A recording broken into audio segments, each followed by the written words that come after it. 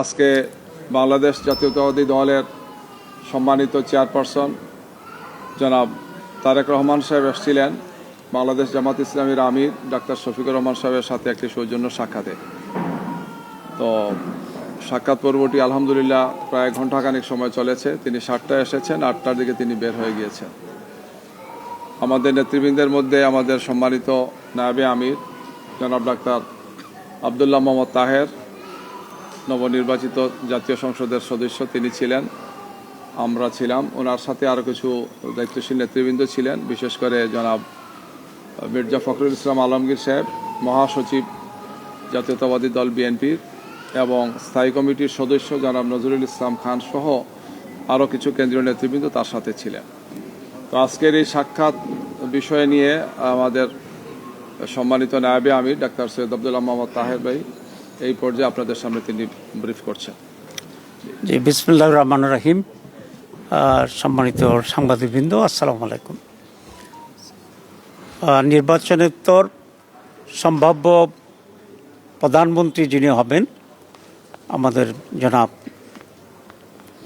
তারেক সাহেব, উনি আজকে প্রধান বিরোধী দলের যিনি প্রধান হবেন জামাত ইসলামীর আমির ডক্টর শফিকুর রহমান, তার সাথে সৌজন্য সাক্ষাৎ করতে আসছেন, একটা কার্টেসি ভিজিট করতে আসছেন।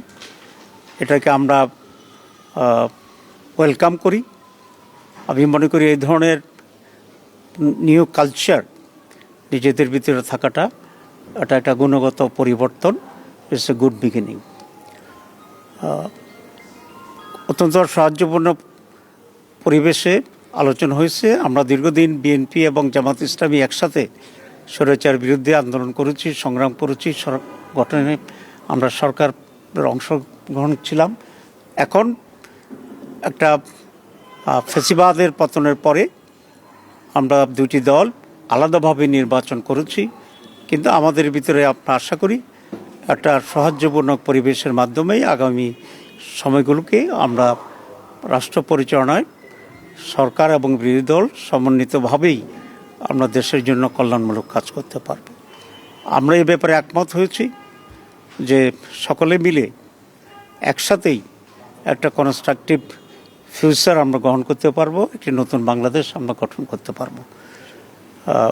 মৌলিকভাবে আমরা এই আলোচনা একমত হয়েছি এবং নিজেদের ভিতরে মৌলিক কোনো ঝামেল হলে আলোচনা ভিত্তিতে যাতে একটা পজিটিভ একটা সমাধান আসতে পারে সেই সব বিষয়ে আমরা আলোচনা করেছি। আমাদের আমির জামাত বলেছেন যে কয়েকটি প্রায়োরিটি বিষয়ে এখানে আমাদের আলোচনা হয়েছে। প্রথম কথা হচ্ছে ল অ্যান্ড অর্ডার সিচুয়েশন, মানুষের সিকিউরিটি ইস্যুটা হচ্ছে সবচেয়ে বেশি। এই বিষয়ে যেন সরকার অত্যন্ত গুরুত্ব দিয়ে কাজ করে। এরপরে ইকোনমির ব্যাপারে আমরা কথা বলেছি এবং বিশেষ করে জনগণের যে মৌলিক যে প্রয়োজনগুলো আছে, খাদ্য, বাসস্থান, এডুকেশন, এসব বিবেকেও অগ্রাধিকার পদ্ধতিতে যেন সরকার কাজে করে সে ব্যাপারে আমরা দৃষ্টি আকর্ষণ করেছি। It's a beginning. আমি মনে করি যে একটা মৌলিক কোয়ালিটেটিভ চেঞ্জ যাতে আমরা এদেশে পেতে পারি সে বিষয়েও আমরা দৃষ্টি আকর্ষণ করেছি।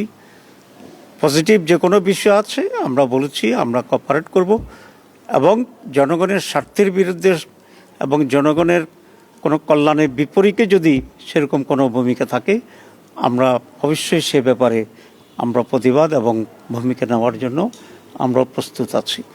এতটুকুই কথা হয়েছে আজকে। সবাইকে ধন্যবাদ।